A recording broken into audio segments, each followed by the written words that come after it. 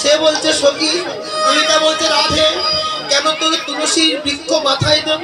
সখী রে, পৃথিবীর মধ্যে সর্বশ্রেষ্ঠ বৃক্ষ হলো তুলসী বৃক্ষ।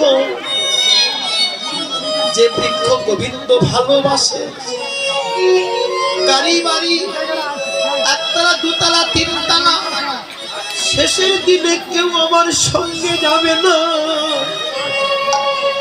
মরলে আমার তালা থেকে নামিয়ে মাটিতে রাখবে। তাই আমার জীবনের শেষ ইচ্ছা, আমার মাথা যেন ওই তুলসীর বৃক্ষের কাছে আশ্রয় নেয়। ওরে তুলসী না,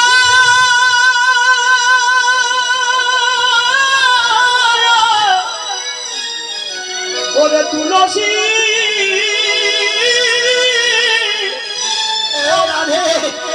চোখে কেন দেব?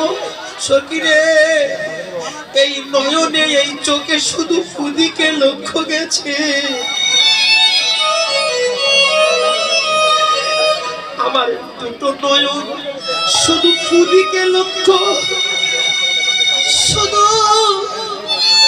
বিষয়ের দিকে লক্ষ্য গেছে। আমার দুটো নয়ন গোবিন্দ চরণে লক্ষ্য হয়নি।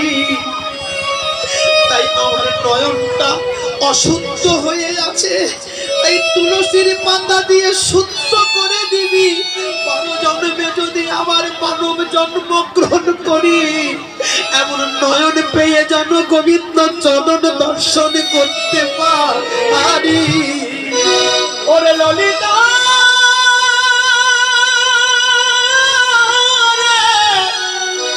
ওরে বিশাখা, তোদের কাছে আমার এই বিনতি, শেষের দিনে আমায় তুলসীর পাত্র দিয়ে দিবি। নাসিকায় দেব কেন? সখী রে, এই নাসিকায় শ্বাস প্রশ্বাস নিয়ে যে শুধু দুর্গন্ধ নিয়েছি, কোনদিন কৃষ্ণ প্রসাদের সুগন্ধ নিইনি, কোন সাধুগুরুর চরণের ধুলির গন্ধ নিতে পারিনি। আমার নাসিকা অপবিত্র, তুলসীর পাত্র দিয়ে নাসিকা পবিত্র করবি। রাধে, তোর বদনে কেন তুলসীর পত্র দেব? ওরে সখী রে, ওরে সখী,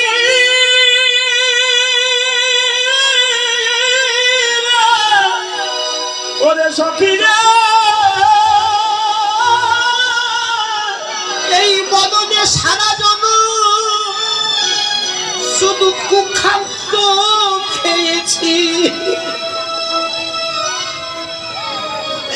যে পবিত্র মুখে কৃষ্ণ নাম কথা বলার ইচ্ছা ছিল, সেই মুখে পবিত্র কৃষ্ণ নামে বলতে পারিনি। শুধু অখাদ্য কুখাদ্য খেয়ে আমার বদনটা অপবিত্র করেছি। তাই বদনটা শুদ্ধ করে দিবি।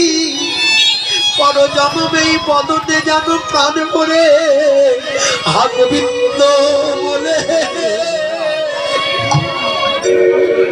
গোবিন্দ বলে কাঁদতে পারি। গোবিন্দ, ওরে সখী রে, তোর বুকে কেন তুলসীর পাতা দেব?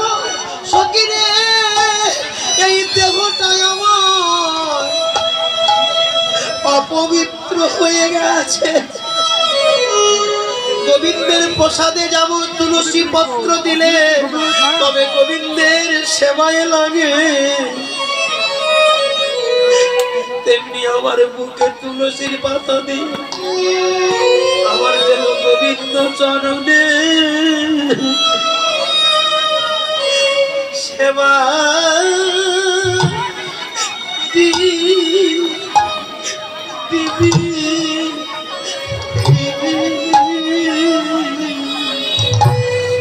আমার দেহ গোবিন্দ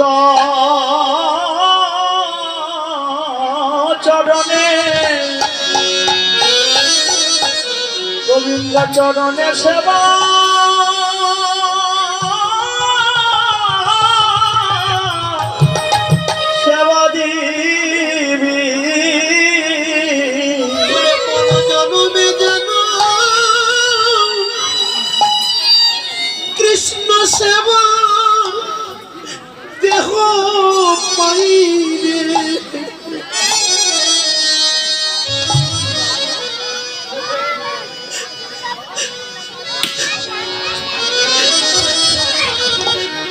দেহ গোবিন্দে।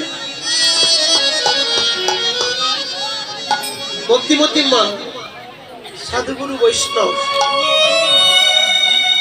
আজকের সূর্য পূজায় তুলসীর এত প্রাধান্য কেন?